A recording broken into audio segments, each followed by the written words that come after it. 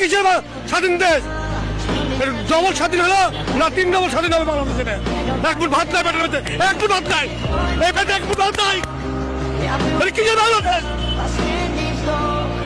বলেন আপনারা বলেন, পেটে এক ফুট ভাত নাই এবং সকাল থেকে গাড়ি চালাচ্ছি। 450 টাকা মালিককে আপনি চাললে করে। আগে তো আমাদের কত কষ্ট ছিল না, এখন আমাদের একবেলা খাওয়ার দিচ্ছে না। এই পেটে ভাত নাই সকাল থেকে আপনার, এই পেটে একটা পিছের বোতল দিক খেয়ে মরে যায়। সপ্তাহে যদি হাফ কেজি গোশ না কিনতে পারি একটা বাচ্চার জন্য, কারণ আমাদের জীবনটা বাঁচে থাকার থেকে মরে যাওয়া মেলা ভালো। আমরা কি কষ্ট আছি জানেন? আগের তুলনায় কি এখন ভাড়া হচ্ছে না? না না, অনেক ফ্যামিলি না খেয়ে আছে, খোঁজলে দেখেন অনেক ফ্যামিলি, 90% মোট ফ্যামিলি না খেয়ে আছে। কোনো খবর নাই, কোনো শীতের কোনো কাপড় নাই। কেন? এটা কি ভাবে স্বাধীন হলো?